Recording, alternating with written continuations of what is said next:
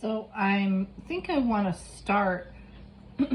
I'm left-handed, so I'm actually tend to like get my hand on my work. So I don't draw like this. I think that's why people do it, because they then avoid. I'm more of a linear person, so I'm trying to decide what to do first and how to tackle my creation. I'm a little nervous because I didn't want to paint it originally, but now I want to try some like paint on here. So we're going to see what happens. I love purple. It's one of my favorite colors. Not that I'm probably not going to augment this in a program later. I use a program called Canva a lot. So I'm going to start with just literally a simple purple / violet. And we're going to see where this takes us.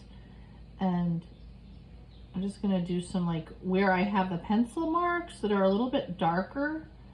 I'm just going to sort of like brush some of those in.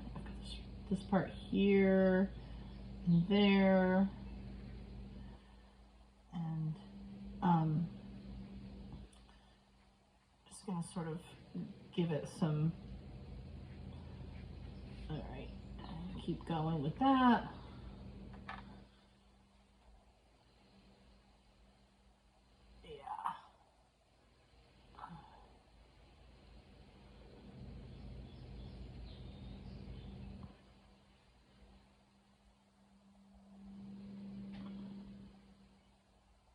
This isn't meant to be something that's perfect like you'd see, you know, this is like a very surreal piece, something that I can transform and have, you know,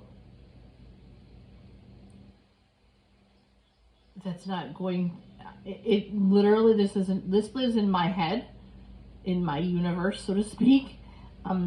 So it's not going to have that, you know, it's more going to have a more of an ethereal look, as I call it. And when it's all said and done, I want it to like literally speak to me as if this was coming out of my world.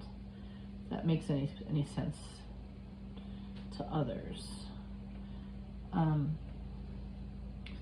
So I'm just doing what I call blocking. I call this like I'm blocking out my areas with the paint to give it some, yeah. There we go. Yeah, some of these will have more highlights, I think, and lowlights. When I'm, you know, going into crevices, I'm gonna pull in like some of this like darker, like this blue, and I'll mix maybe in, you know, I'm gonna mix some different things in there. So it's not going to just be like a solid purple. So we'll see what happens here. I'll just sort of play around with that a little bit. And again, this is a work in progress. My,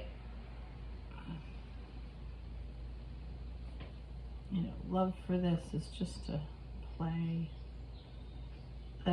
That's why I do this. Is it's I find doing any kind of art, you know, whether I'm using flowers, real flowers, or I'm doing something from, I call it Lori World, right? It's, you know, it's meant to be therapeutic in a sense. Like you forget about the reality of the day, you get lost in the moment. And, you know, I used to love to watch when I was a little girl, that guy, Bob Ross. And he would always talk, of course, you all probably heard the happy little trees and all the things that, you know, the thing I always loved, I was this little kid, was he'd say there's no mistakes, they're just happy accidents. And, you know, every single time I learned, I do something and I even if I don't do it right, or air quote right, I've learned something from it. So I embrace all of the little things that sometimes frustrate me. They don't frustrate me as much as they used to, I literally embrace all of these little imperfections and say, you know what, it's part of the piece. You know, life is imperfect, right? Our world is imperfect, and there's things that we are always needing to improve about ourselves, supposedly. You know, everybody says, oh, I wish I had longer hair, or curlier hair, or flatter hair. But you know what? At the end of the day, I think something that I've learned is if I just embrace, you know, our uniqueness and our things that sometimes we want to change about ourselves, maybe we shouldn't. Maybe we should just enjoy who we are and, you know, yeah, better ourselves because it's important to us. And I used to say to kids that would say to me, oh, well, I lost that game yesterday. I was playing lacrosse or hockey or whatever, and I didn't do well. And I'm like, well, you know, instead of being upset because somebody did better than you, just do what's happy to you.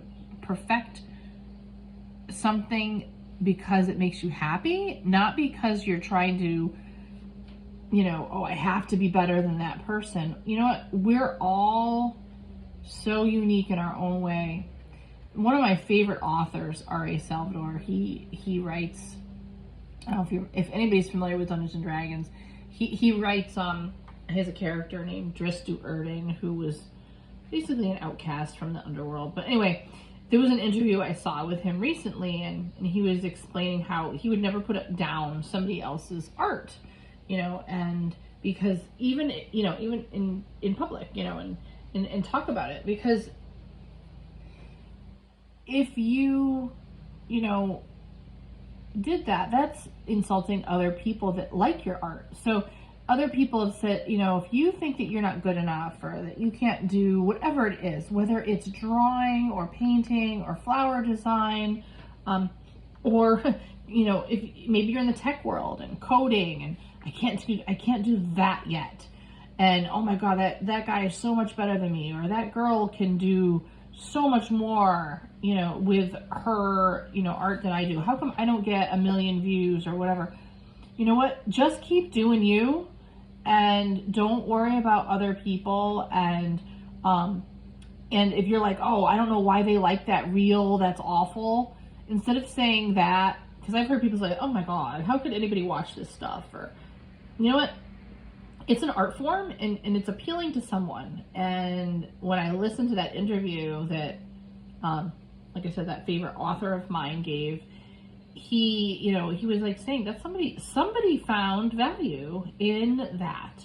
So embrace both sides. Like if you feel that you're not good enough, or you feel that, you know, what you did was better than somebody else's, instead of putting them down, my advice is just say, you know what, somebody finds value in that, and that's why it's getting the views it's getting, or that's why people are enjoying it. And just keep doing you. Just keep enjoying the process, because you can't worry about what everybody else thinks.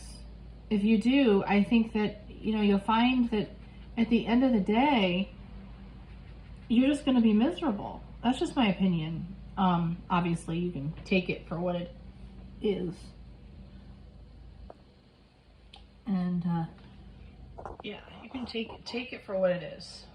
But, you know, so here we have some different shading, and I'm going to come back in with some lighter colors now, and I'm going to add in, I think, some lilac. Lilac is just so pretty. These are really cheap paints, by the way. I've had these, they're inexpensive.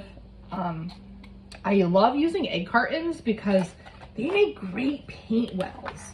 So and I'm using the same one over again. Like I had white in this one, so it was dry, and I used it again, and I've had these. I'm using on this one right now, white, this blue, a navy, I think it calls lilac or lavender. It's called lavender. A black, this purple. So right now I've only used purple. So I had shaded this all with a pencil, and I just decided to use that shading as my guide.